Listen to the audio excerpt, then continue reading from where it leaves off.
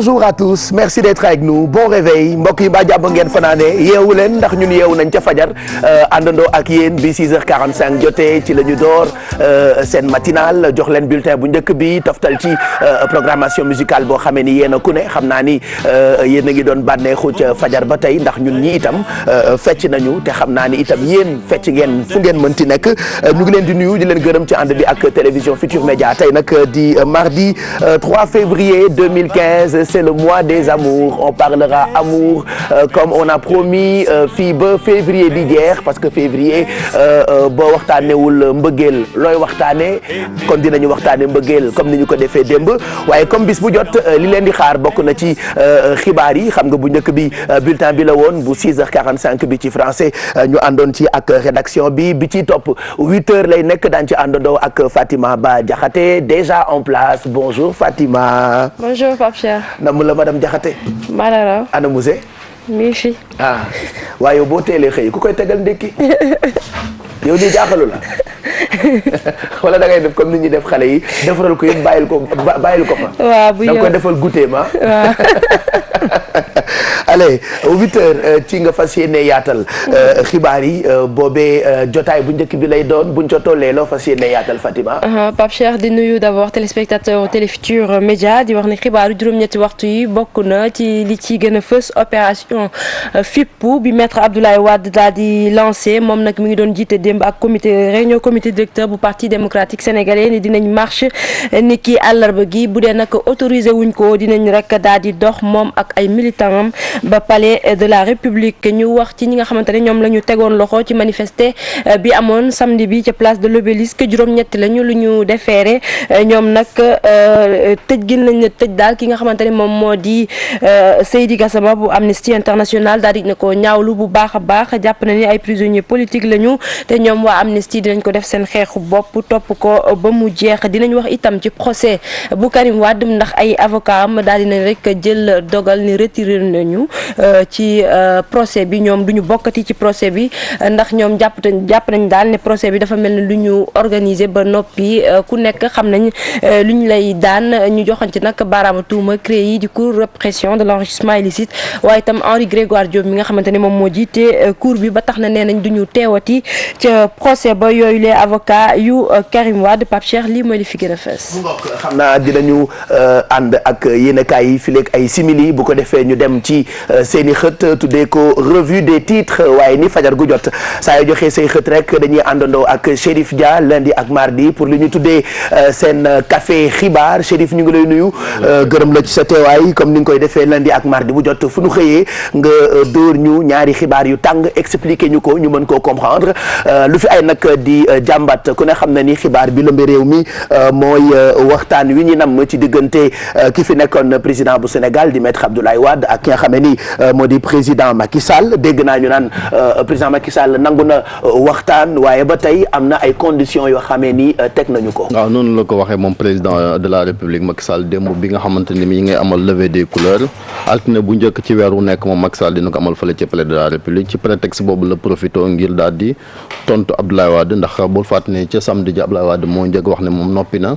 ngir waxtaan ak ki nga xamante ni moom mooy Macky Sall léegi bala ñoo dugg ci waxtaan bi dafa dañuy rafraîchir un peu la mémoire dellusiwaat ci Abdoulaye Wade koroog samedi. li indi woon waxtaan wi mu sàkk woon koroog. Macky Sall nekkal nit Macky Sall nekkal nit nga nangu ñu toog ñi war a toog ci Sénégal ñu toog ñu seet naka la ñuy amee accord pour diriger réew mi man de waxuma bëgguma benn pouvoir bëgguma benn pouvoir pour man bëgguma benn pouvoir pour kenn.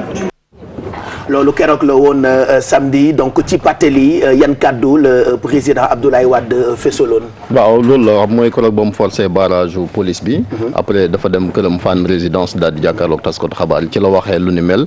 loolu nag ci altine comme ni ma ko waxee sànq président Macky Sall moom it tontu na daal di ne waxtaan moom ànd na ci wante dafa poser ay conditions parce que waxtaan woowu nee na mënut a weesu ñu daal di sàmmonteeg li ñu naan séparation des pouvoirs maanaam bànqaas yi nga xamante ni mooy bànqaasi réew mi.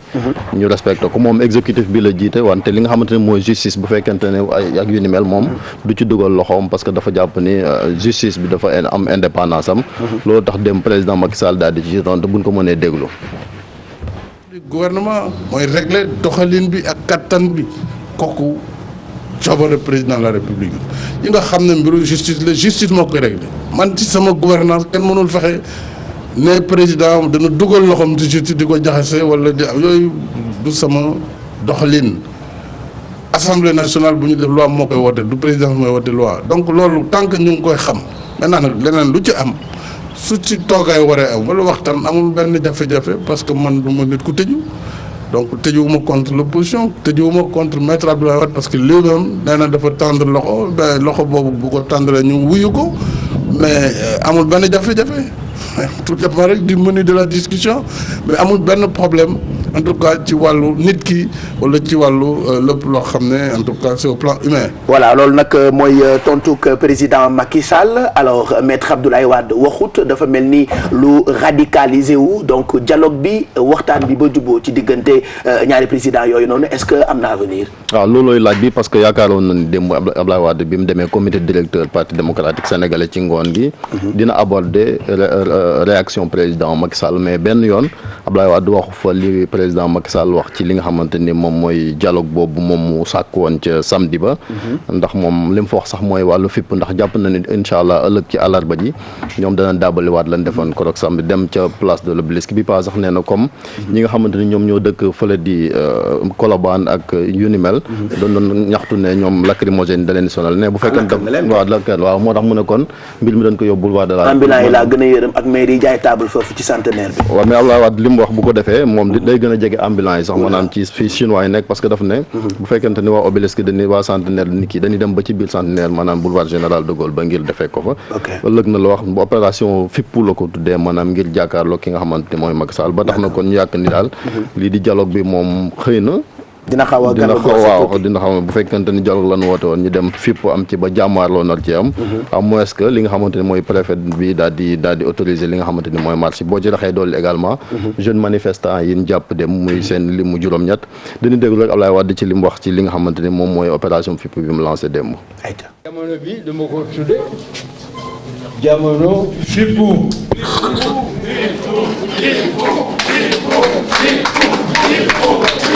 dañoo décidé lii Macky di doxale ñu arrêté ko def lu ñuy wax fépp résistance à l'oppression maanaam ki nga xam ne day lay napp nga fépp. maître Abdoulaye Wade lañ doon déglu donc moom nee na opération fippu. waaw fippu laa di koy tuddee résistance face à l'opération parce que dafa jàpp ñoom dañ leen di bundu xataal moom ak njabootam maanaam parti démocratique sénégalais. loolu nag manifestation bi ëllëg lay am ci àllarba bi comme ni ñu ko waxee sànq ci boulevard général de Gaulle moom nag li mu bëgg tamit mooy ñu déparé fële ca permanence ba. daal di wutali foofu parce que loolu leen jox rendez-vous ñu déparé permanence bi wutali ci boulevard de la République xëy na nag. di looloo ci naro doy waar bu fekkente ni dañuy tere marche duñ ko nangu sàkkantement nag bu fekkente ni ndekam rassemblement ci place de l'Obélisque lañ tere sàkkantement li nga xam ne mooy marche boo xoolee fan yi tamit ñii di force de l'ordre yi yéen a ngi gis sax ñi ngi ñoom it di veiller ci li nga xamante ni moom mooy kaaraange gi loolu daal lañ ni xaar foon la wanante di mujjee ki gëtam à moins que ay médiation dox ci parce que am na ay bonne volonté yu commencé jóg ñoom it comme ñaari wàll yi ku ci nekk nee nga bëgg ngaa waxtaan wante tamit da ngaa am say condition bopp bañ cee boole lu jëmee ni ki ay libération Karim ñu bañ ko négocier ak yu ni mel parce que dañu jàpp ni loolu wàllu justice nañ ko bàyyi ak justice voilà teg ci tamit ñii ñu tegoon loxo tey ñu tere woon leen manifester ñoom tam dinañ leen juger demee la leen juger suba la leen juger moom it ci àllarba ji bu suba ci tribunal départemental bu Ndakaaru ndax dañ leen toppee wàllu ay rassemblement ak trouble à l'ordre public seen lim mi ngi toll ci juróom-ñett man jeune jeex na d'accord donc bu weesoo coow loolu ak opération fippu bi président Abdoulaye Wade ni dina ko amal suba ca boori place de l'Obélisque procès Karim Wade bi Karim moom ba léegi ay avocat am noo lànk ni li ñu bëgg rek mooy na Henri Grégoire tegg ay ndombo tànkam. waaw ñoom sax dem nañ ils sont allés plus loin comme ni ñu ko waxee ci tubaab parce que nee nañ léegi génn nañ seen loxo ci procès bi dootuñ ci bokkati comme ni depuis 15 jours a ngi nii ñu daal di boycotté mais bii pas avocat officialisé nañ ne ñoom bokkatuñ ci procès bi nga xamante ne moom mooy procès Karim Wade. avocat yi nag du avocat Karim Wade kese même Bibo Bourgi aussi parce que avocat défense bi yëpp la. ay Bibo Bourgi ak ñoom Pape Mamadou Pouye ak ñu ni mel ñoom ñëpp daal nee nañ dootuñ bokkati ci procès bi parce que dañu jàpp ni procès bi équitable maanaam ki nga xamante ne mooy àttekat bi tëddeewul njaaxaanaay. loolu nag moo ci doy waar mais bul fàtte ni procès bi moom tërëwut mi ngi wéy ba léegi parce que hormis Karim Wade nga xamante ni moom mooy peut-être le prévenu principal ñeneen ñi nga xam ne ay co-accusé leen ñoom dañuy ñëw di teew ku mel ni ay Bibo Bourgi yaa ngi dégg sax démb am na benn incident bu doxoon digganteem ak maître El Hadj Diouf parce que maître daf ko laaj ay tontu moom Bibo Bourgi daal di lànk ne du wuyu El Hadj Diouf parce que dafa jàpp ni El Hadj Diouf da ko doon ñaanal mu daal di faatu kon muy wane ni kon am na beneen tournant bu bees ci procès Karim Wade boobu terewul nag ñi nga xamante ni ñoom ñooy àttekat yi ñoom ñi ngi wéyal seen procès di ko demal na mu waree Pape. voilà mu ngoog kon loolee la ñu mënoon jàpp tey ci sunu café xibaar ci fajar gi nii rek nga dëkkee ak ñun de leen dégg maa bu jot nga duut ñu ñaar yu tàng jër ñu xëyee ko ci ay xibaar ñu ngi lay gërëm Chérif Dia donc loolee la ñu mënoon jàpp ci lu jëm ci procès Karim Wade ak it ci dialogue bi ñu namm ci diggante ki fi nekkoon président bu Sénégal maître Abdoulaye Wade ak ki nga xamee ni moo di président Macky Sall ba ci yéen kaay yi ñoom Fatima Ba lu ci ëpp xëyee nañu diggante président Wade ak kii di président Macky Sall alors yéenekaay bii di Le Témoin par exemple ñu ngi gis ci xëtam bu njëkk nataalu président Wade ak it Macky Sall ñoom ñaar la nga ànd di waxtaan alors Témoin ci xëtam bind ni malgré nangu gi Macky nangu waxtaan Ablaye Wade dafa radicalisé wu loolee mu ngi ko bindee ci nasaraan ni malgré le hockey de Macky au dialogue Wade se radicalise. Wade se radicalise Pape Cheikh Chérif wax na ko ndax moom moo njëkkoon woote ab waxtaan Abdoulaye Wade ne noppi na ngir waxtaan ak Macky Sall mu ko doon woo moom président Macky Sall ni ki démb daal di ci tontu ne moom it noppi na ngir wax ak moom waaye posé itam ay conditions yu ci mel na ay procès bu Karim Wade du ko waxtaanee ndax yëfu yoon la na yoon def liggéeyam waaye ci ngoon gi ñu gis ne Abdoulaye Wade présidé ab réunion comité directeur bu parti démocratique sénégalais mu daal di fay xam ne dafa la lancé ab opération bu mu duppee fippu comme ni ko Chérif waxee loolee day daal di rek mel na luy xajamal li nga xamante ni moom moo di dialogue bi nga xamante ne nit ñi njortoon na ni mën na am diggante njiitu réew ba woon ak ki nga xamante ne moom moo jiite tey réew mi. opération bi maître Wade nam mu ngi ko tuddee opération fippu waaye yéenekaay bi di Walfadjri nee ñu président Wade jàll na ci vitesse supérieure ah mu ne Wade passe à la vitesse supérieure appel à l'armée fortune de l'actuel chef de l'État promesse d'un mercredi de feu loolee la Walfadjri xëyee tey ci xëtam bu njëkk Fatima. à la vitesse supérieure parce que foogoon nañu ginnaaw marche bi nga xamante ne tere woon nañ leen ko ba lu toll si fukk ak ñaar ci ñoom ñu teg leen loxo. foogoon nañu libéraux yi dinañ seddal tuuti xaw a xaar tuuti mais démb bi ñu libéré ñeent ci ñoom juróom-ñett yi ñu defeere leen. ñu war leen àtte sax ni ki suba mu mel ne loolu daal yëngalul Abdoulaye Wade moom ni mu ko waxee fasul yéene dellu ginnaaw ci xeex bi. dafa fas yéene avancé loolu moo tax mu teg opération fippu bi wax ne sax léegi mercredi ni ki ëllëg ci àllarba gi dina amal ab marche te marche bi buñ ko autorisé wul dina dox jëm palais moom ak ay militangam lépp rek di ngir wane ne moom président Abdoulaye Wade noppi na ngir jàkkaarloog président Sall te du lenn loo xamante ne dina ko bàyyi du lenn itam loo xamante ne tiital na ko bàyyi mu ngi bàyyi xel bu baax a baax armée bi ndax gis nga ni fan yi saa yu waxee tudd leen mu mel na moom fi mu toll nii lépp daal mu ngi koy sóor. Macky Sall teg na ay conditions wam ba noppi waxtaan wi nar a am ci seen diggante xanaa waxtaanu tëx la ab laaj bu samp la ci xëtu yéenekaay bi di populaire alors populaire def Wade Macky 2 points dialogue de sourds. dialogue de sourds waaw ndax kee woote na ab dialogue kee it wuyu ko ba noppi teg ay conditions ne nangu naa waxtaan ak moom waaye procès bu Karim Wade du ma waxtaan ak moom ci lu jëm ci loolu. ndax mbiru yoon la te Sénégal réewu yoon la na yoon na def liggéeyam ci ngoon gi ñu gis Abdoulaye Wade woote ab réunion comité directeur mu mel na dialogue boobu ñun ñi bëgg nañ ko njortoon nañ ko waaye pour mu am du yomb ndax ki ko njëkkoon laaj moo ñëwaat tey lancé beneen opération mu mel na kooku sax dialogue bi léegi yitteelatu ko li ko gën a yitteel daal moo di xeex nguuru Macky Sall fexe itam ba ay ñoñam ñi nga xamante ne ñoom ñoo nekk ci kaso bi ñu bàyyi leen. ñëpp waxtaane leen muy Macky Sall ak Ablaye Wade yéenekaay bi di réew mi moom itam xëyee nag loolu ne vers une paix de braves. vers une paix de braves moom la ñu bëggoon ndax njortoon nañu bu ñu waxtaanee ñoom ñaar ko mës nañu liggéey Macky ci PDS la nekkoon yàgg ci lool am fa itam ay ndomb tànk yu am solo premier ministre président de l'Assemblée nationale xamante nañ bu baax foogoon nañ bu ñu toogee waxtaan dinañ gis solution juboo seen biir ndax réew mi fi mu toll nii loolu soxla ba tax na yéenekaay bi di réew mi jàpp na ni ñoom ñaar yëpp ay jàmbaar lañu waaye bu ñu toogoon waxtaan ñu gis solution loolee mooy li gën mais boo gisee yéenekaay bi da ko wax ba pare teg benn point d'interrogation ci fin bi mu mel na laaj la boo xamante ne samp nañ ko mais tontu li kenn xamagu ko. voilà laas moom xëyee na tey itam ba tey ak loolu def nataalu président Wade ci xëtam ni Wade accentue la pression sur Macky.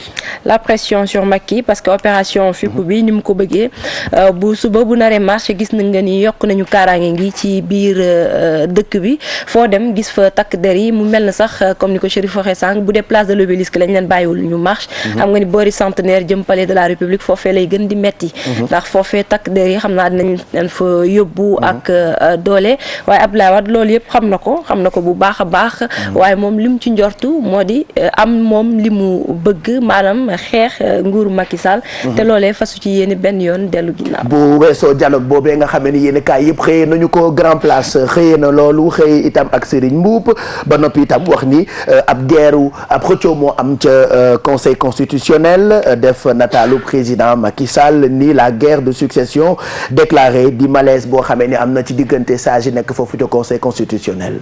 waaw xam nga ni seen njiit di Moustapha Diakhaté dafa génnoon àdduna Cheikh Tidiane Diakhaté dafa génnoon àdduna fan yee ñu génn mu mel na fi ñu toll nii dañoo toll ci xool ana kan moom moo koy wuutu ci bopp conseil constitutionnel loolee nag la yéenekaay bi wax ne moo indi coow ci diggante yeneen ñeenti sages yi nga xamante ne ñoom la daan liggéeyandoo foofu ñu des fa ñu war fa nag xool ana kan moo koy wuutu war a tabb keneen ngir mu jiitu ko waaye mu mel na ñàkk déggoo moo am diggante sages yooyu nekk ca conseil constitutionnel peut-être yéenekaay bi dafa bëgg a wax ne ku nekk ci ñoom bëgg na ko wuutu ci bopp structure bi waaye xamaguñu li am ba am moo di ne indi na daal coow diggante ñi nga xamante ne ñoom ñoo di ay constitutionnaliste nekk foofule ca structure ba. yéenekaay bi di Le Quotidien xëyee na tey ci coow li am ci ñoom appel d'offre rek xeetu proposition yu jëm ci wàllu téléphonie mobile ak ni ñu war a expérimenter 4G bi alors Quotidien def ci xëtam bu njëkk ni le premier ministre le PM brouille le réseau. waaw Mohamed Boun Abdallah Dionne moom moo nekk ci xët bu njëkk bu Quotidien ñu doon waxtaanee expérimentation 4G ak opérateur téléphonie yu nekk fii ci Sénégal yéenekaay bi nag bu ñu sukkandikoo ci moom ki nga xamante ne moom moo di njiital jëwriñ ñi dafa bëgg rek ñu wéyal phase d'expérimentation boobule maanaam noppi wuñu ngir utiliser ko boobule 4G loolee nag jàpp nañu sax ni opérateur yu bëri ci presse bi lañ ko yëgee ñoom kenn waxu leen ci dara lu leer Mohamed Boun Abdallah Dionne nag nee na bu ñu gisee ñu jël dogal bu ñu mel dafa fekk ni fu mu toll ni loolee moo gën ci nguur gi ndax noppeeguñu ngir rek door liggéey ak 4G boobule. yéenekaay bi di Libération xëy na ci xëtam jëm ci lu amoon ci sommet francophonie ni les folies de la délégation générale loolu la Libération xëyee tey. délégation générale bu francophonie 15e sommet bi amoon fii ci Dakar yéenekaay bi dafa xëy ci délégation générale boobule ak liggéey bi ñu doon amal bu ñu sukkandikoo nag ci Libération dafa am ay marché yaama neex yoo xamante ne dañu ko nemmeeku ci passation de marché yi cité na ci ay kaaw entente directe maanaam ñaari société bëgg leen toog waxtaan ba juboo fekk appel d'offre amul dara amul xam nga ni loolu ARMP sax da koy tere ay marché entente directe yooyu le marché gré à gré yooyu loolu la yéenekaay bi wax ne bëri na lu ñu ko gis ci 15e sommet bu francophonie bu amoon fii ci Dakar ci weeru novembre bi ñu mbayum ceeb beek njaayam ci Sénégal démb rek président Macky Sall am na lu mu ca def loolee la yéenekaay bii di Soleil xëyee tey bind ni loolu ñu tuddee autosuffisance en riz fii ba 2017 challenge la un challenge largement à notre portée. président Macky Sall waaw dafa jiite jëm benn conseil présidentiel sur l'autosuffisance en riz waxoon na ko dafa bëgg fii ak ñaari at Sénégal di bay li nga xamante ne di dundee li nga xamante ne moom lay bay yemale ko fii bañ di jëli ceeb ca bitim réew ci noonee nag am na ay matuwaay yu bëri yoo xamante ne jël na ko ay tracteurs yu bëri yoo xamante ne war nañ ko indi fii ci Sénégal ngir yombal liggéey bi ndax moom président nee na loolu da ko gëm te lu war a mën nekk la donte ay économistes yu bëri bëri ñoom jàpp nañ ni loolu ngir Sénégal réussir ko fii ak ñaari at day metti waaye moom président gëm na ko te fas yéene na ci def moyens yu war ngir rek réew mi réussir ko maanaam 2017 kenn du jëleeti ceeb ca bitim réew. ci wàllu tàggat yaram yéen kay bi di stade xëyee na ak coowal kii di Diafara ni FIFA ubbi na ci enquête loolee mën ngeen ko fekk ci stade yéen kay bu dee l'observateur Fatima moom xëyee na tey ci ab gëstu boo xam ne ni jëm na ci yenn ci ay rebelle waxoon police ci meeting bu amoon samedi xam naa duñ ci sori dañuy dem rek rédaction centrale bu l'observateur et puis ils vont nous faire la présentation du menu de ce 3 février 2015. Bonjour Pape Cheikh Diallo ainsi qu'à toute l'équipe de Yeewu Leen. C'est toujours un plaisir de vous retrouver depuis la rédaction centrale de l'Observateur pour vous présenter la une du jour. À lire à la une de ce mardi 3 février 2015, l'audition des personnes interpellées lors du meeting du PDS de samedi dernier. Ce que les 8 rebelles ont dit à la police est à lire dans l'Observateur du jour. Et devant les policiers enquêteurs, les 8 jeunes libéraux ont tous reconnu les faits pour lesquels ils sont reprochés. Ils brandissent les dispositions de la Constitution qui autorise le droit de manifester à son article 10. Toussaint Manga et ses 7 compagnons d'infortune ont assumé les faits. Seulement, il rejette les accusations disant qu'il aurait jeté des projectiles aux forces de l'ordre investies d'une mission de maintien de l'ordre public. Déféré hier au parquet du procureur de la République, Toussaint Manga et ses compagnons ont été placés sous mandat de dépôt. Ils sont poursuivis pour le délit de rassemblement illicite et devront être jugés devant le tribunal départemental. On retourne à la case de départ au point des désaccords. Pourtant, hier matin, les bases d'une pacification de l'espace politique étaient lancées quand le président Macky Sall a donné une suite favorable à l'appel de Maître Abdoulaye Wade pour un dialogue politique. Le président de la République a fait part de sa disponibilité à dialoguer avec l'opposition, même si son ouverture est assujettie à des conditions. Quelques heures après sa déclaration, Maître Wade convoque la presse à sa résidence alors que tout le monde s'attendait à ce qu'il commente le pas franchi par Macky Sall. Wade a fait un blackout total du sujet du dialogue. Puis le secrétaire général du Parti démocratique sénégalais se braque et maintient la tenue de son meeting de demain mercredi, quoi qu'il advienne. Du côté des forces de sécurité, les dispositions sont prises pour ne pas essuyer le revers de samedi dernier. La police a déployé un dispositif spécial pour bunkériser la place de l'Obélisque. En sport, il faudra également lire le gardien Momo Douba qui a été recalé sur le chemin de Bata.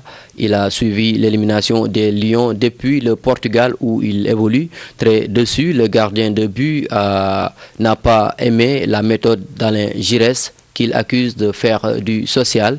Il fallait être son ami et le caresser dans le sens du poil pour être dans l'équipe nationale, nous dit Mamadou Ba. À lire également Maïmouna Sall, Miss Dakar 2014, qui fait le bilan de son mandat. Et des hommes riches ont tout fait pour me conquérir, mais, dit-elle, et la suite est à lire dans l'Obs de ce mardi. C'était là le menu détaillé de l'Observateur de ce mardi. Merci d'avoir suivi et bonne lecture à toutes et à tous. Bonjour Pape Cheikh Diallo. Idrissa Sane jarul nga may nuyuwaat ñu ngi lay gërëm bu baax sa bonjour yaa ngi bëgg a bëri nag ah ñu ngi lay gërëm merci ci présentation wu menu wu l'Observateur tey mardi 3 février donc l'Obsangok pour yéen ñi nga xamee ni yéen a xëy te jëndagu leen ko loolu mooy menu wu tey bii li ñuy def rek mooy jox leen xibaaru jaww ji météo bi Fatima Ba yaa ngi ciy jàppale alors ñu ngi février ba tey ñu ngi xëy ak seddaayu fajar bi. Pape Cheikh day wéy fépp ci réew mi waaye ci diggu bëccëg gi jàppale ni naaj bi dina génn ci yenn goxaat yi tax na sax ba ci ngoone day xaw a tàng tuuti waaye jàppale ni ci suba teel gi moom féexum fajar geek guddi gi mi ngi fii ba léegi rawatina ca Saint-Louis ak Kolda di ñaari région yi nga xamante ne ñoom ñooy am température bi gën a tuuti ci suba teel gi di 15 degré bi gën a mag di 19 degré ca Tambacounda lay doon.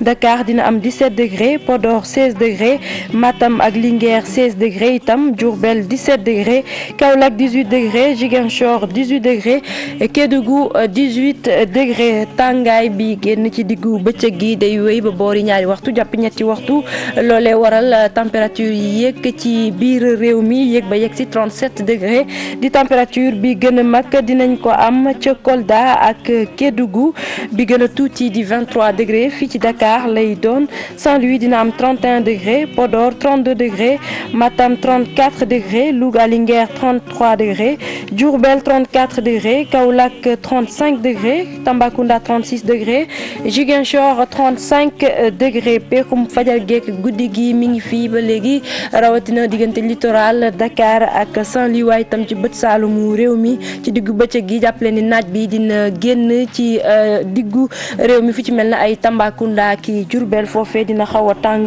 tuuti ñu wax ci lu jëm ci géej gi jàppale ni géej gi wàccoon na ci guddi bi ñaari waxtu tegalee ñeent fukki simili ak juróom dina wàccaat itam bu ñaari waxtu ci ngoon maanaam bori tisbaar yooyu tegalee ñeent fukki simili ak juróom géej gi dina yéeg bu ci kanamee tuuti bu juróom-ñetti waxtu ci suba tegalee juróom fukki simili ak juróom dina yéegaat itam bu juróom-ñeenti waxtu ci guddi tegalee fukki simili ak juróom nappkat yi nga xamante ne dañuy faral di dem géej di wuti jën jàppale ni moment yi gën a am solo moo di bu juróom-ñaari waxtu tegalee ñetti simili bu juróom-ñeenti waxtu tegalee ñetti simili bu juróom-benn waxtu ci ngoon tegalee juróom fukki simili ak juróom-ñaar bu juróom-ñetti waxtu ci guddi tegalee juróom fukki simili ak juróom-ñett jant bi nag dina fenk léegi yàggatul dara bu 7 heures tegalee 37 minutes. waaw kon nag bu mu fenkee léegi am na ay juróomi simili ba yeete kon bi mu fenkee léegi jot na ay juróomi simili ñu ngi yaakaar itam mu soo bu juróom-ñaari waxtu ci ngoon tegalee juróom-ñeenti simili. voilà 7h43 mooy doog a jot am nga jotu dem ndékki quand même mën nga jàll na le dugg ci waañ wi waaw def sa ndékki bu baax sali ñëwagul waaye mën nga ndekki lekk ci li fi ne Fatima Ba bu ko defee 8h nga dellu si pour yaatal xibaar yi ci télévision Futur Média mbokk yi ba léegi rek ñu àndandoo fi ma jëm nag comme dafa jar renfort ma ñëw présenté leen sama renfort Ajaratu Mado ngi toog ci renfort bi la bokk ngeen tàcc ko bu baax jërëjëf ak tagal bi donc ko wengal de ah oui xaw ko waddal tuuti quoi bi waddal la tudd xanaa bi mooy put non bi dafay lang bi lang la bi mooy put waaw put mooy lu tegu sa dënn rek wala wengal wala booral wala put ça dépend daal ok noo ko tuddee rek baax na yow noo ko tuddee c'est la bekete Kiara mu ngi fii naka def Kiara. Ça va. lu tax ñëwuloo mardi bële passé da nga daw liggéey. Tu as vu, je suis partie en Italie parce que c'était l'anniversaire de ma fille. Ouais, Donc, vite fait. J'en profitais pour rencontrer les Sénégalais de la da nga demoon diaspora. nampat quoi da nga demoon gisaat sa yaay. C'est normal. Ouais. C'est normal. En tout cas, j'en profite parce que vraiment, j'ai passé 10 jours en Italie. Ma fille, elle m'a fatiguée avec Mado. C'est une grande fan de C'est Mado. pas vrai. Si, Mado. On lui a envoyé un coucou collectif à la télé. Voilà. Ils m'ont dit, ça a aidé. Wallaay. Ils m'ont dit, elle m'a fait passer une soirée, regarder toutes les photos Facebook de Mado. Oh, te quiero. léegi nag jóge nga Italie ñibbisi nga ci kanam ñu ànd ak yow Bijou Ndiaye ngi fii. C'est moi. bon yow foo nekkoon. ma nekkoon kay. lu tax nga ñëw heure bi. ban heure laa ñëw gisoo la depuis sànq. maa ngi fi yow. foo nekkoon. fii laa nekkoon. da nga invisible. la ma koy laajee nii. comme elle est folle cette fille alors Ndeye Rokhaya Aidara ngi fi nag moom tamit kii yaa. ak a ñame gëmmentu bonjour Pape Cheikh. bonjour Kia. bonjour Pape Cheikh. tey gëmëntu woo non. daa jot a mos café. xanaa doo teel a tëdd yow lu xew. foo nekk guddi gi. waaw. mais Kia. une question qui mérite d'être posée. wallaay. détermination de tes fréquentations la mère de famille dafa teel a njaboot nag waaw xam nga diggante joxe reer ak yeetal surtout defar biberon wallaay dafa merci yàlla bu xale bi ne nelawul te xale yi dañoo waxoon naa keroog ni xale yi dañuy kokkali mag yi ñoo koy def exprès avant ñuy am 1 an laataa ñuy comprendre dara li liir di njëkk a comprendre mooy kokkali dañ lay kokkali sa xol yi non mais c'est vrai ah non mais yàlla baax na yërëm naa yaay yëpp nag donc kii yaa ngi fi Ndeye Alfi tam mu ngi fi Alfi Ba Miss Cuisine donc xam ngeen ni fi ma jëm dafa jar renfort donc renfort baa ngi je suis l'homme le plus heureux au Sénégal parce que chaque matin je suis bien servi xale yu jigéen yaa ngi toog kenn ku ci nekk am na loo indi pour jagleel leen ko yéen ñi nga xamee ni yéenay àndandoo ak ñun fajar gu jot ci télévision Futur Média alors fi mu toll tembe 7h47 mooy doog a jot ci kanam Mado dina indi loo xamee ni xewal nañu ko mag ñaa ngi koy sol xale yaa ngi koy xool xale yaa ngi koy sol muy mbaxane yi ngeen xewal léegi bonnet la tudd je pense. voilà bonnet la mu nekk benn tendance boo xamante ne dafa xew li ñu ci tax a jóg nag mooy déjà sedd bi les femmes fortes ou bien les personnes âgées Pape Cheikh dañu am ay difficultés pour am li ñuy sol rawatina nag ñi nga xamante ne léegi bëgguñu muur complètement ibaadu. mais dañuy choisir muur seen karaw ñu créer leen ak style mbaxane yi. moom la ñuy indi moom la ñuy waxtaan. donc mbaxane bi temps yi rek gis nañu li ci. yaay Baye Cheikh di def mu ngi ci sol yu baax keroog vendredi. bu rafet tey tam nga indiwaat ko et c'est très tendance donc ci kanam nga koy indi et puis tendance bi dañu ko yemale rek Sénégal parce que bitim réew itam yaa ñu xewal yenn saa yi nga gis créateurs yi defar mu mel ni ay yëfi dof la et pourtant tout le monde en parle. wallaay Pape Cheikh surtout Fashion Week haute couture bi amoon Paris du 25 au 29 janvier mot bi ñuy gën a utiliser mooy excentricité ak audace parce que li ñu defar gëmuma que ni nit dina ko sol di doxantoog moom ci mbedd bi. tellement c'est excentrique mais dinañ ci wax tout à l'heure et puis wax ci benn accessoire bu xewtaay yi muy bandana bi nga doon gis années 90 des choses comme ça. ça revient finir par le street style. ñu mode ci mbedd bi. voilà Facebook dinañ ma reyte sama heure dee du jot. non mais yenn saa yi nga gis ci ay photos yu doy waar yoo xamante ni mooy loolu on en a tellement reçu. finalement pour ñu tànn problème la mais on verra. dinañu tànn juste quelques photos yoo xam ne dañ leen koy wan seen ay photos yu ngeen ñu yónnee parce que yéen tamit da ngeen bëgg tout ce qui est tendance et puis Kiara comme tous les mardis elle est parmi nous elle parlera de ces gens de ces Sénégalais qui sont ailleurs ou de ces étrangers qui sont parmi nous alors on parle tellement de diversité culturelle et de stéréotypes. Maintenant vraiment Bilal je n'utilise plus ce mot à chaque fois que je pense je te pense c'est grave je dois chercher des autres mots mais non aujourd'hui on part à la découverte du patronat Inca Sénégal en fait qui fait partie du syndicat italien CGIL.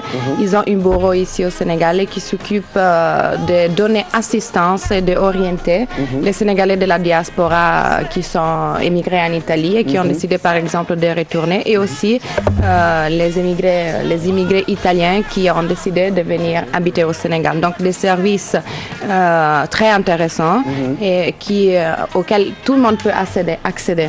On va voir après dans la rubrique parce que ça peut intéresser vraiment beaucoup de monde parce que malheureusement aujourd'hui la communication surtout bureaucratique entre les deux pays n'est pas vraiment développée donc voilà ça reste et ça peut aider les gens dans le monde du travail par exemple ce qui concerne la retraite que c'est un point sensible et on va le voir tout à l'heure dans la rubrique parmi nous. Voilà te kat boo ko nee junjal du junj day mel ni kuy yaatal tollaguñ ci de voilà da ngay régler rek xaar ba ci kanam moo gën a ngéwéle nag géwéli moom Kiara mi donc service orientation boobu noonu ça peut être intéressant kon da ngeen ci bàyyi xel pour ñu nekk Italie wala ñu jóge Italie ñëw wala italiens yi fi nekk wala sénégalais yi yàgg Italie ñëw Sénégal vice versa donc Kiara def na ci ab gëstu et ça pourra servir ba noppi itam bëri ngeen ci di wut liggéey man rubrique bi may intéressé parce que dañoo bëgg ku ci xëy nga jóg job yi loolee ci kanam Kia lañ ci àndal tey ni bis bu jot tànnaat nga encore ñaari CV ay xale yoo xamee ni ku ci nekk am na expérience bu am solo boo am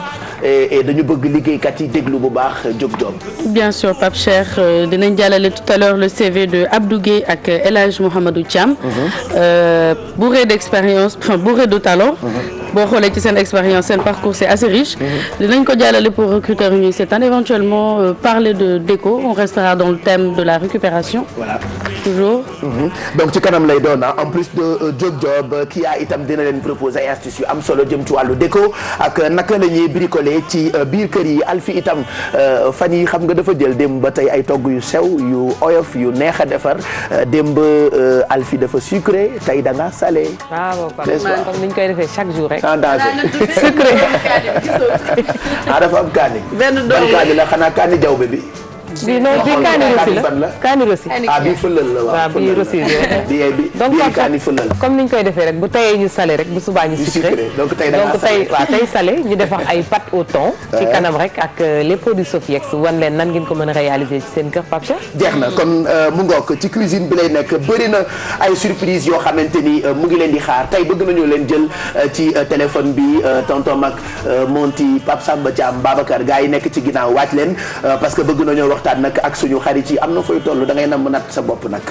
donc ñu ngi leen di xaar ci téléphone bi dinañu afficher numéro téléphone bi ci suufu écran bi xool ñan ak ñan ñooy dugg teg ci itam pareeguñu ak seen faux pomme yi ñu tuddee GFM en fait oto bi benn bi la ñuy joxe mu des beneen enveloppe yaa ngi tege lii lépp nag xeetu baax la yu ñuy séddale gis nga ko nii duufal leen seen i bët ci fajar gi taal sa télé gis liyaasu ñaar fukk alors ñaar fukki junni yi mën naa koo maye tey bu ngeen ci bëggee nag da ngeen di woote léegi ñu jox leen numéro téléphone yi ak fu ngeen mën ci nekk ngeen dugg parce que gëm naa ni yeewu leen mooy matinal bi ñu leen jagleel yéen sénégalais yi et on restera toujours sénégalais moo tax ñu leen di gunge fajar bu jot diggante 7h jàpp 10h teg ci itam tey dinañu dem ci ñaari dëkk daañu dem Kaolack dem itam Sédhiou alors Sédhiou ñu ngi ñuy wax tey ci fajar ni ab congu moo fa am qu'est-ce qui s'est passé réellement bu ñu journalé ba noppi dinañu fa fekki suñu correspondant bi fa nekk di Lamine Ba noppi itam dinañu dem Kaolack xam nga Kaolack itam suñu dëkk la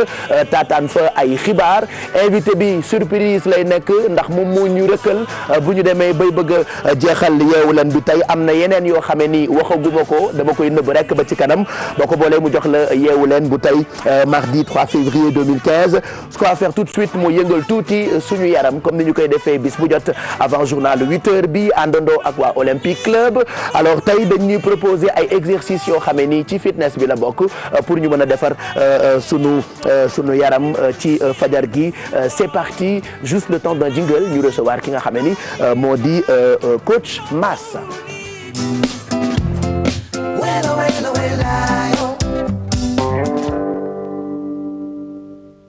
Bonjour Mass maaleykum salaam. na nga def waay kol alors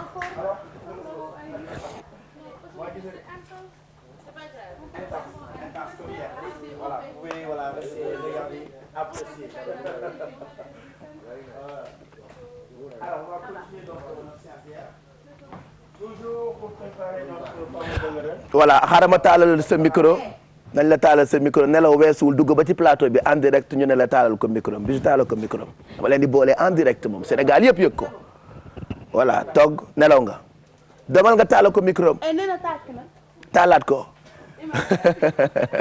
allez ay exercice pour préparer jëngal ren bi ci kanamu monsieur Hoffman voilà merci bisous taalaat ko tuuti parce que fayaat na non damay tooñ baax na allez coach ñu ngi lay déglu.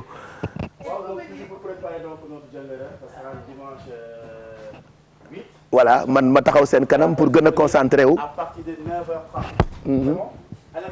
sama waa jaa ngi riis.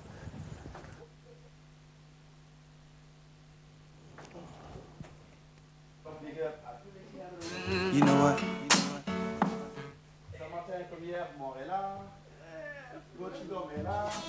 Yeah.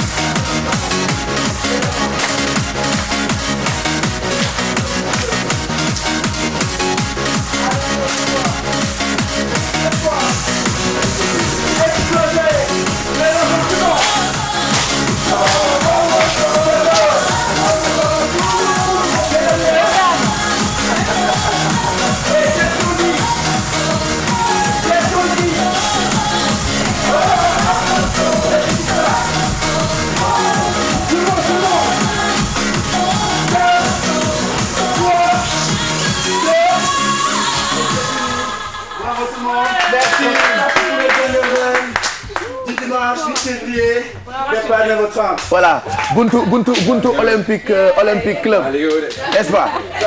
Non man li ma liggéey ëpp na. Merci coach. allez dans fii léegi ay minutes on parlera de cet événement parce que kii nga xamante ni mooy Alain Hoffman bu Olympique Club mu ngi fi donc après journal bi il sera avec nous pour parler donc de cet événement et puis wax ñu njëriñu Olympique Club. Nous remercions coach Mass ak ñoom bàcc gaa yëpp xam nga ni lañ koy defee fajar gu jot jox leen ay exercices yu baax ci yaram boo ko seetaanee même bu fekkee defaloo exactement li ñuy def ça donne envie nga yeewu ba noppi itam dem defi sport parce que sport dafa am solo yooyu yëpp nag dinañ ci ñëw ci kanam en attendant 8h jot na ba tegal ñetti minutes ñu jàll ci xibaaru suba gi.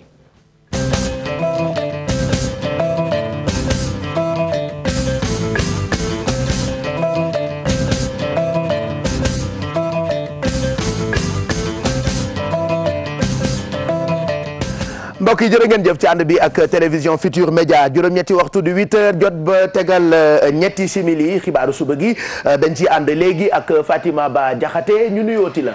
fayati leen Pape Cheikh xibaar yi ñu doore kook dog-dogu courant yi nga xamante ne dafa tàmbaliwaat ci yenn gox yi ci Ndakaaru ñoom nag dañuy toog ay waxtu duñu gis électricité muy loo xamante ne nag metti na leen loolu donte sax démb Senelec jéemu na ci indi ay leeral wax ne nag ne defaraatuñu lu yàqoon waaye tax na daal coupure yi di wéy ndax am na fi ay gox yoo xamante ne démb ci guddi toog nañu lu toll ci fukki waxtu yoo xamante ne amuñu électricité dinañ ci dikkaat ci suñu yeneen jotaay xibaar ñu wax ci opération fippu bi nga xamante ni maître Abdoulaye Wade moom moo ko lancé ki fi nekkoon njiitu réew nag ne loolee dafa taxaw rek ngir xeex Macky Sall ak i nguuram ak ni ñuy doxalee fii ci Sénégal ñu jàpp ni méngoo wut ak réewum démocratie moom Abdoulaye Wade di woo ay militangam ni ki àllarba gi ñu dem rek amal seen dox ñaxtu bu dee nag autorisé wuñ ko ñu daal di dox ba buntu palais de la République loolee nag mu ngi ko xamle ci réunion comité directeur bu parti démocratique sénégalais bi nga xamante ne moom moo ko doon jiite ñu teewlu ci compte rendu di sa préra Adama Gueye.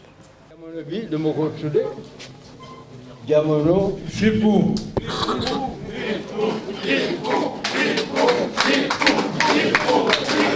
fippu moom la Abdoulaye Wade ak ñi mu àndal fas yéene def taxaw xeex ak nguuru Macky Sall bi ñu jàpp ne dafay salfaañe ak yelleefu opposition bi. ñun dañoo décidé ñi manqué di doxale ñu arrêté ko def li ñuy wax fippu résistance à l'oppression maanaam ki nga xam ne lay napp nga fippu. njiitu PDS àddu tamit ci tudd gi mu tudd l'armée bi fan yi passé maître Wade di leeral ay kàddoom moom nee na bu nguur gi wéyee di leen tere manifester bu sësee ba sës dina woo l'armée bi ngir mu àtte leen.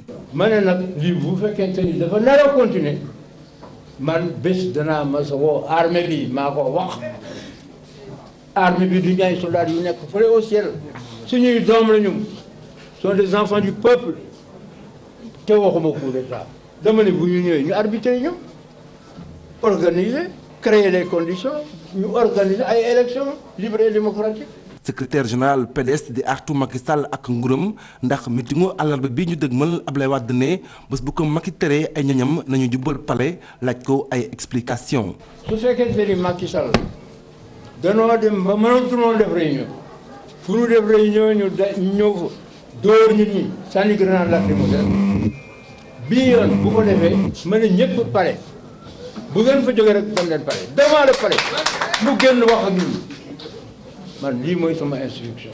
Pape di soppi bi di laajte ñu libéré Aïda Ndiong Abdoul Aziz Diop Karim Wade ak Pape Mamadou Pouy Abdoulaye Wade yokk ci ne traque des biens mal acquis du mujj fenn ndax enquête yi gisuñu dara lu tàqal Karim Wade. di sa préra juróom-ñetti libéraux yi nga xamante ne defare woon nañ leen yóbbu leen ci kanamu procureur ñoom nag placé nañ leen sous mandat de dépôt ki nga xamante ne nag moom moo di Seydi Gassama bu Amnesty International dafa jàpp ne ay prisonniers politiques la ñu tax na ñoom ñi yëngu ci wàllu ak yelleefu doomi aadama ñu ne dinañ ci dugal seen loxo def ko seen xeexu bopp ndax gisuñu li war a tax ñu téye yooyu les libéraux ndax li ñu bëggoon amal du dara loo xamante ne réew mi da koy tere ndax fii ci Sénégal ku bëgg amal ab marche constitution bi may na la nga def ko moom Seydi Gassama dañuy teewlooy kàddoom ci micro Cheikh Tidiane Dione.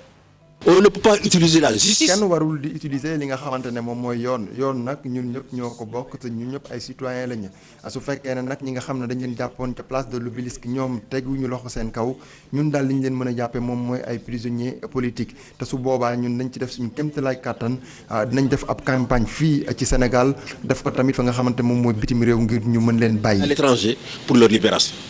avocat yu Karim Wade ñoom génne nañu seen loxo ba mu set wecc ci procès bi nga xamante ni mi ngi doon am ay weer a ngi nii ca palais de justice ñoom nag jàpp na ni procès bi daanaka li ci xew yëpp dañ ko rek daal di organiser ba noppi ñu joxoon ci nag baaraamu tuuma CREI du cours de répression de l'enrichissement illicite waaye itam ki ko jiite di Henri Grégoire Diop jàpp na ni moom Henri Grégoire Diop ni muy waxee ak di ko jëfee yëpp ay instructions la yoo xamante ne dañ ko koo jox te képp koo xamante ne tudd nañ la ci procès bu Karim Wade boobule daanaka wax nañu ba noppi liñ lay daanaka kay dañuy mbubboo procès bi rek waaye procès amul ñoom avocat yu Karim Wade yooyu la nag yile kàddu ñu ngi ko yëkkati ci ab ndaje bu ñu doon amal ab taskatu xibaar yi Pape Fara Ñing ak Mardia ñu ngi fa woon.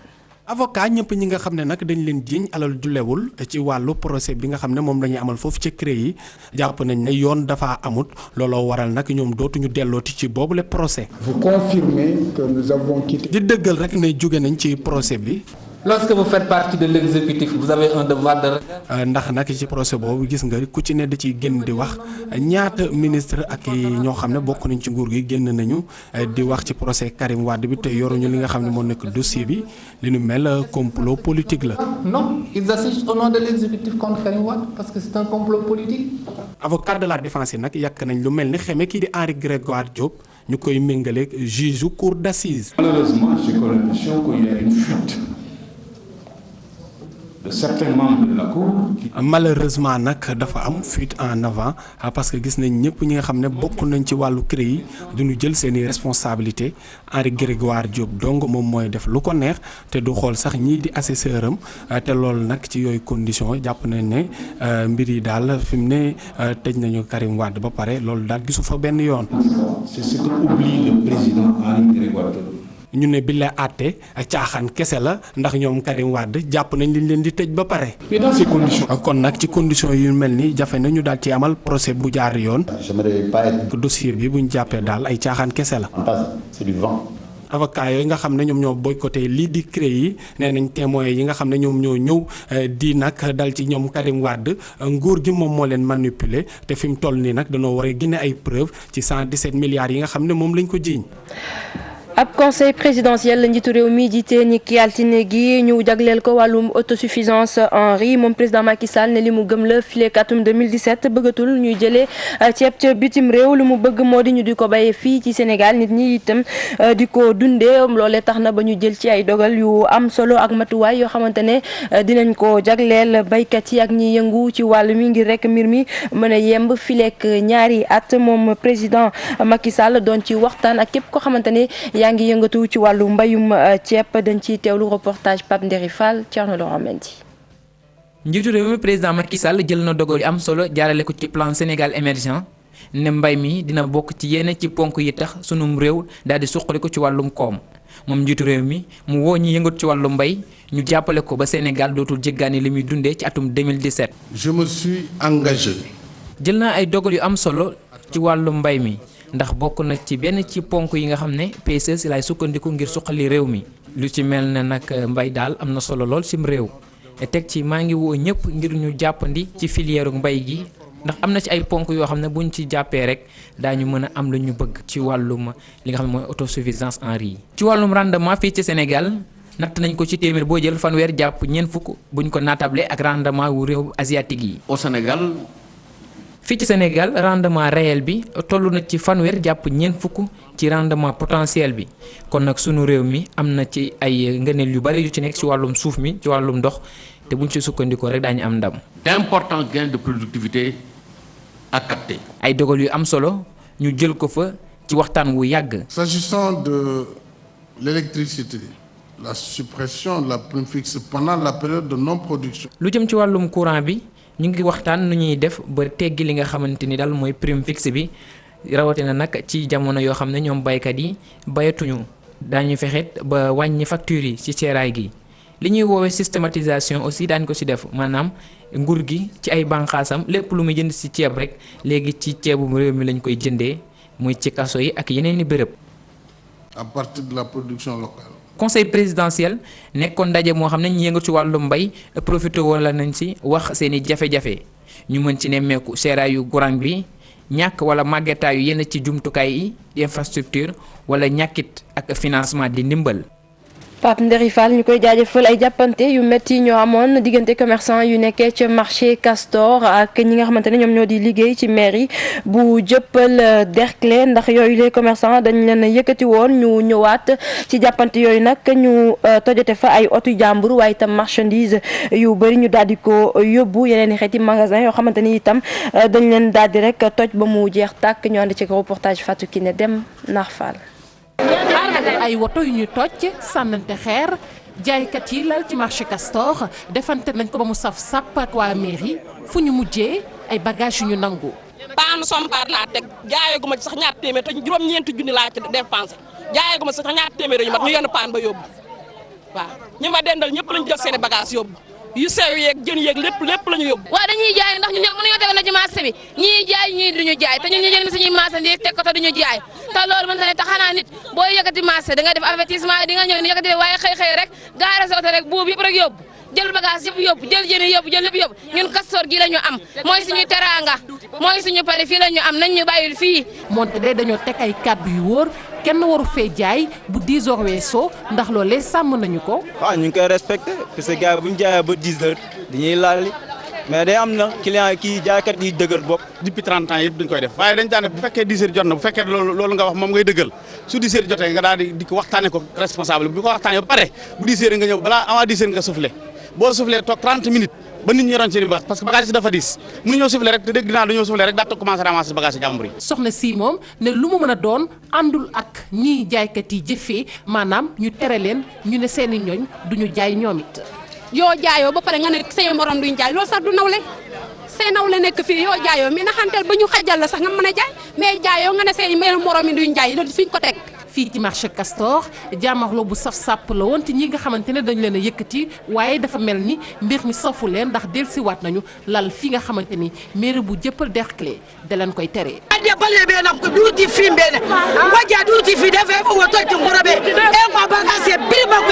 Fatou Kiné Dem mairie bu Dieuppeul Derklé boobule sax daal dina àddu ci mbir mi ñoom nag nee nañu la li xew foofule da leen a bett ndax waxtaanoon nañu ak délégué de marché yi nga xamante ne ñoom ñoo nekk foofule waaye jaaykat yi daal dañoo mujj ëppal dem sax bay songu seeni agent di leen dóor muy loo xamante ne ñoom duñ ko nangu kenn ci conseiller municipaux yu nekk foofule di Mamadou Ba dañuy teewlu ay kàddoom ci micro Fatou Kiné Dem.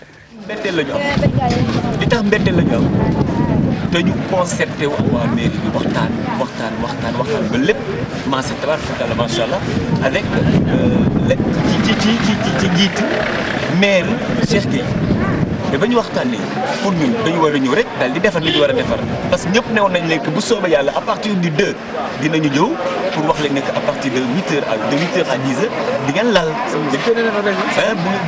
bu 8h jotee ba 10h da ngeen di laal bu 10h jotee ngeen laal je crois que waxtaan nañ ba déggoo ci loolu mais à notre grande surprise comme xam ngeen ne rek toujours da ngay defar am na ñu defar am na ñu yàq.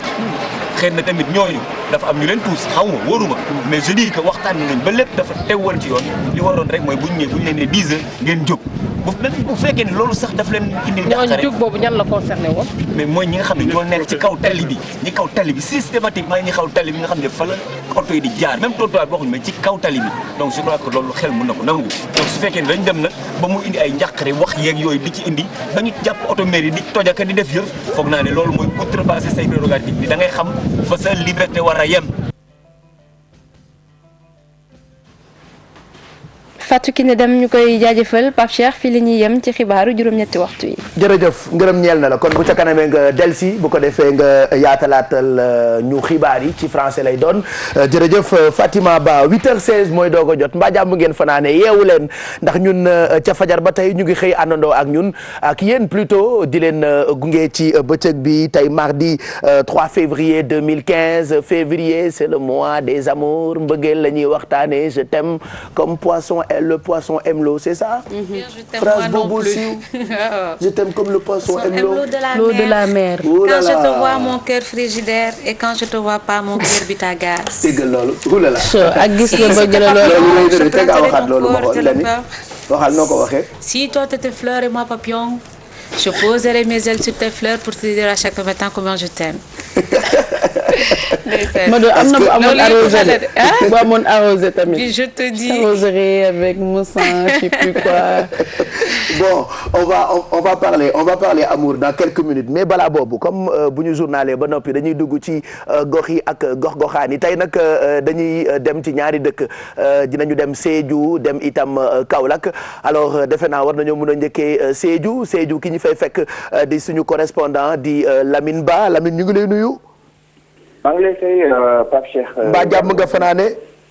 maa ngi sant yàlla alhamdulilah. alors li tax ñu woo la léegi nii làmb la te nga nekk foofu ca Sédhiou dañu dégg ni dafa am cong bu fa am démb 5 heures. waaw Pape Cheikh noonu la fa demee ay nit yi nga xam ne dañoo yore seen i ngànnaay ñi leen di dippee Kalachnikov ak li di RPG ñoom ñoo dugg démb ci li ñu ko waxee ay 17 heures ci commune bii di Nianga. Pape Cheikh commune boobu nag moom it ci bët Saloum région bu Sédhiou de wetu frontière bay ak Guinée Bissau Sambabo yi nag naaw bu ñu ñëwee dañoo dem ci diwaan yi di Bantangel ak Sinthiou Diaye ñaari dëkk yooyu yëpp jege loolu frontière bi comme ni mu ko waxee donc ñooñu bu ñu fa yeggee nag dañoo jël ay sox tiré ko ci kaw ngir a tiital li nga xam ne moo di askan wi. ñoom nag ginnaaw bu ñu defee li ni mel lépp li nga xam ne daj nañ ko seeni loxo Pape Cheikh yóbbaale nañ ko. li nga xam ne nag li gën a rëy nag li nga xam ne yóbbu nañ ko Pape Cheikh ñu ngi koy xayma lu toll ci million ci suñuy xaalis ndaxte ñoom bu ñu ñëwee dañu daje ak ñi nga xam ne ay commerçant lañu ñu doon fraude lépp li nga xam ne ñoom yoroon nañ ko ci marchandise ñu yóbbu ko.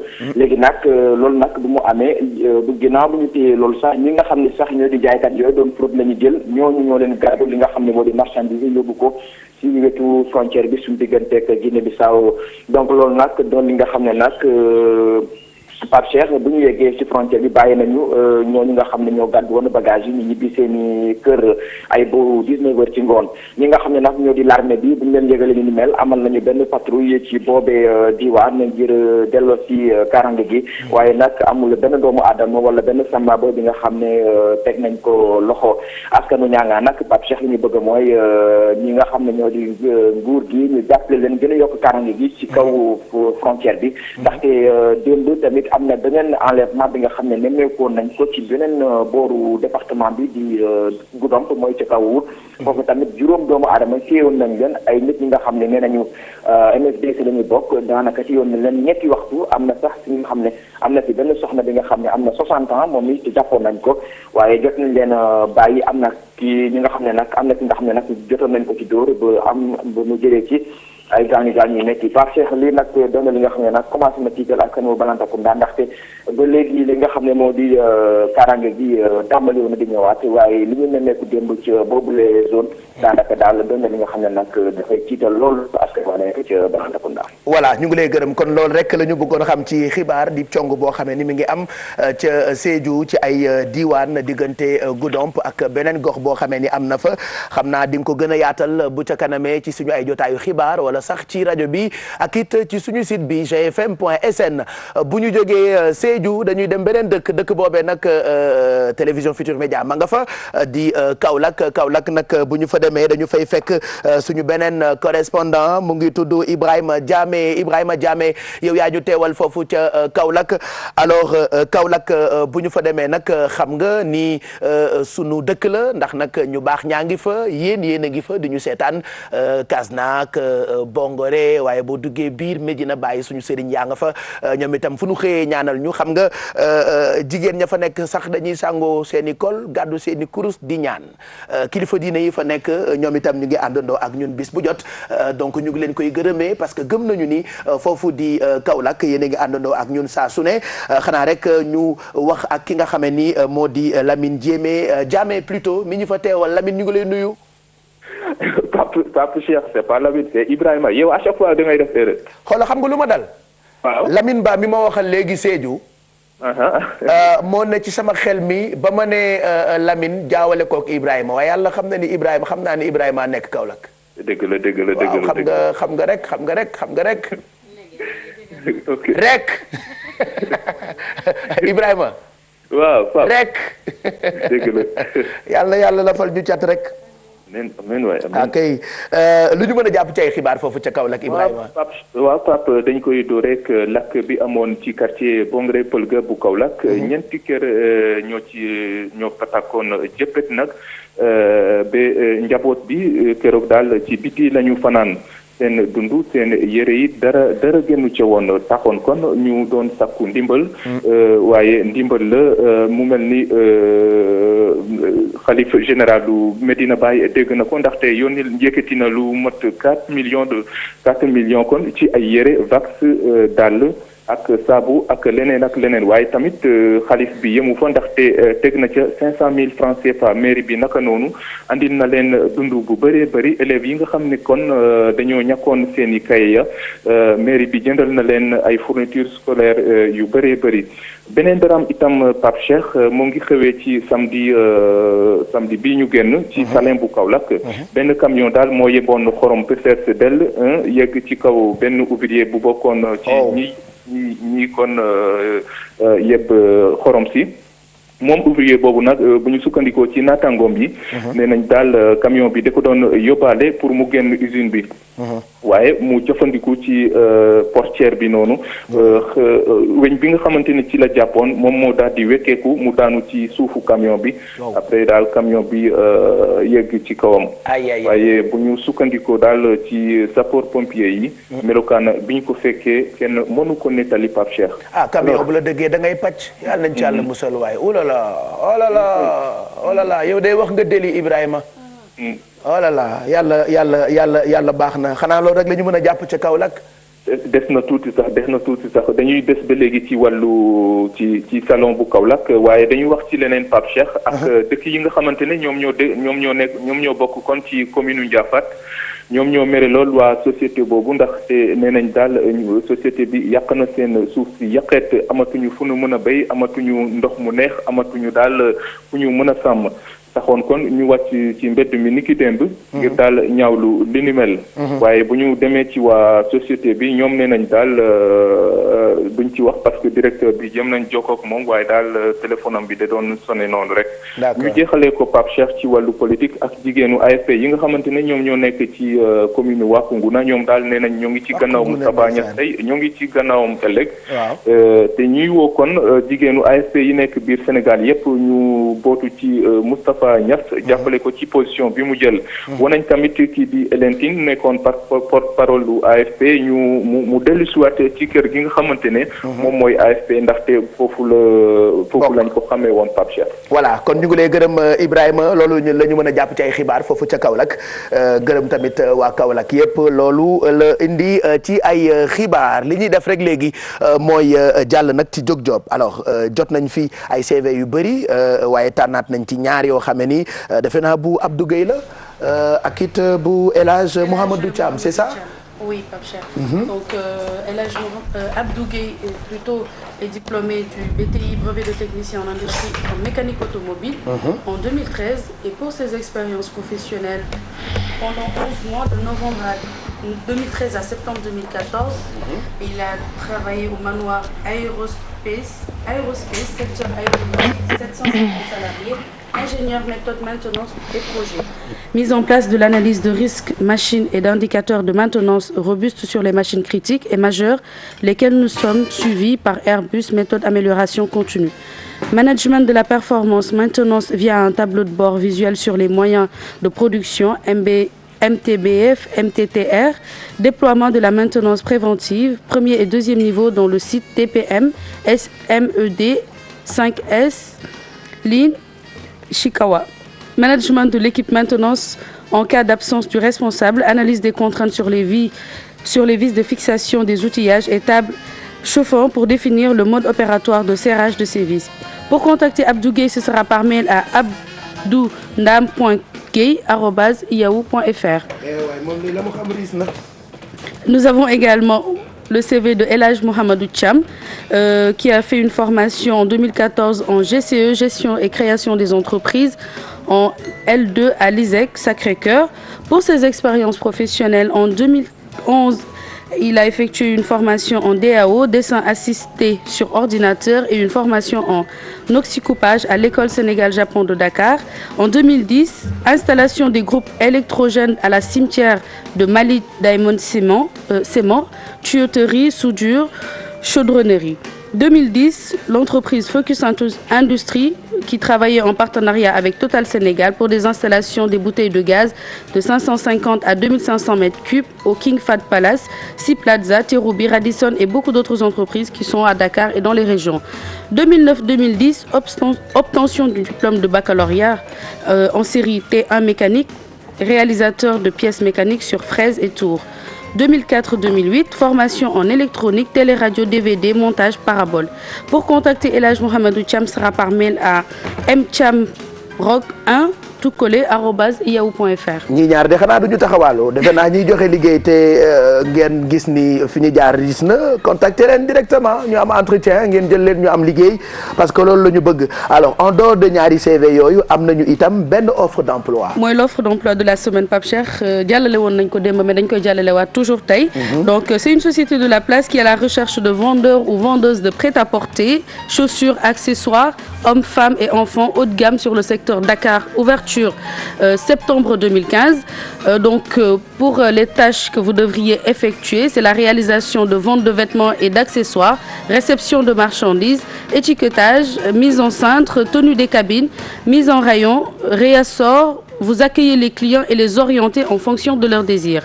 Pour le profil recherché, donc les profils recherchés autant pour moi, réactivité, dynamisme, vous savez donc vous adapter très rapidement, vous êtes polyvalent, souriant, vous justifiez d'une expérience professionnelle similaire donc d'au moins 6 mois. C'est-à-dire si vous avez déjà occupé le poste pendant 6 mois. Et pour les connaissances demandées, luxe, mode, vêtements. Donc il faut contacter cette société par mail à contact@skykingsclothing.com. skykingsclothing.com comme affiché à l'écran. Voilà donc loolu mooy adresse bi bu fekkee jafe na pour ngeen bind ko n'hésitez surtout pas ngeen contacter ñu ñun directement ci adresse mail bu Yeewu Leen. bu Yeewu Leen Pape Cheikh et que juste par rapport toujours au contenu d'un CV. J'en avais parlé soo gisee je touche pas au CV dama koy jël comme ni ñu ma ko joxee rek ma def ko. pour ñu ci bëri mën a après xam c'est quoi leurs erreurs. Par rapport ak expérience professionnelle bu deuxième candidat bi ci biir expérience professionnelle bi dafa rajouté waat ay CV dafa rajouté waat formation yi mu def du coup. C'est pas une expérience, c'est plutôt une formation. Mën na ko rajouter ci partie formation et non partie expérience professionnelle. Donc da ngay rendre compte que su ma demee ba ci biir et puis écrire son expérience professionnelle, je l'avais dit, c'est le nom de l'entreprise, le poste occupé et les tâches effectuées.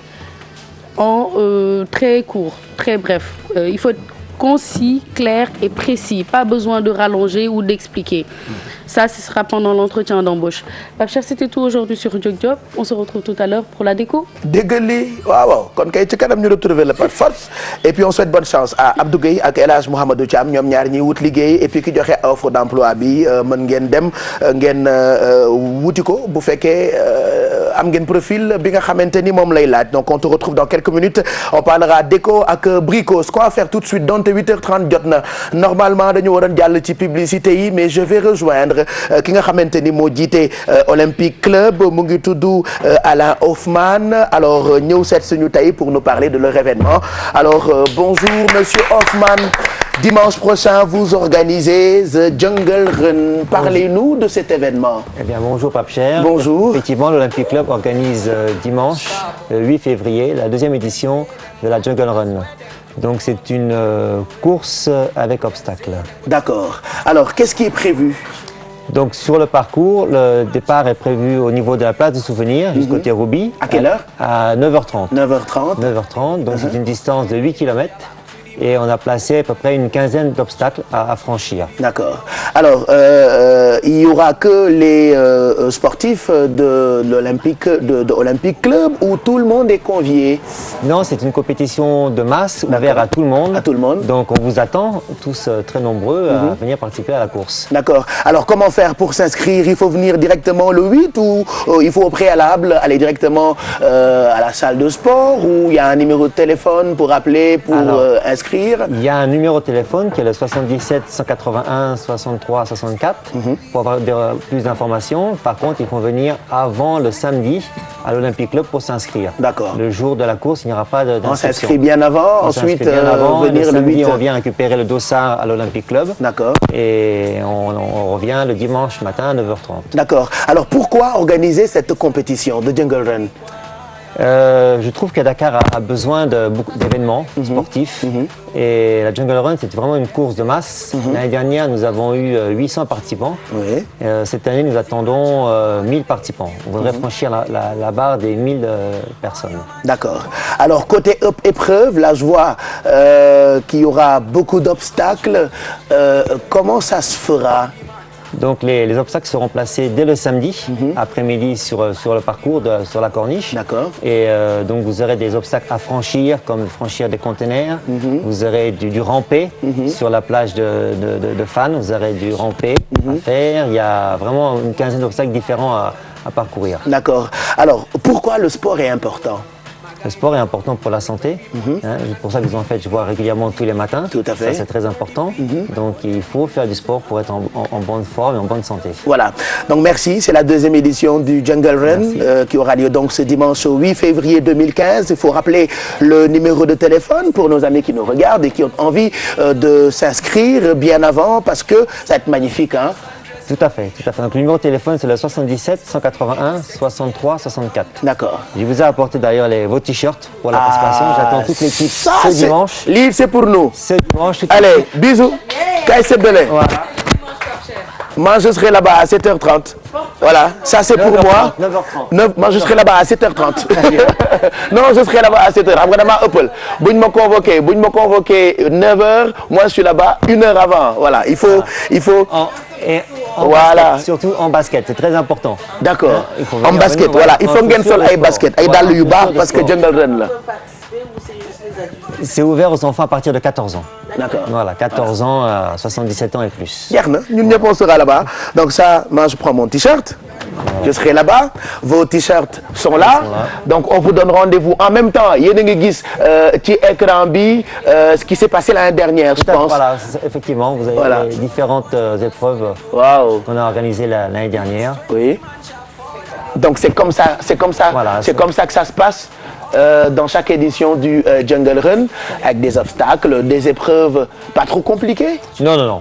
Vraiment, tous les obstacles sont faciles à franchir. D'accord. Voilà, donc on vous conseille d'aller directement au niveau de cette salle de l'Olympic Club pour vous inscrire avant dimanche. Et puis on se retrouve dimanche matin au niveau de la place du Souvenir. Ce sera à partir de 9h. Alors des t-shirts seront proposés pour tous les sportifs qui seront de la partie. Merci beaucoup, Monsieur Hoffman. Merci d'être passé nous voir. Voilà. Et merci pour le partenariat TFM Olympic Club.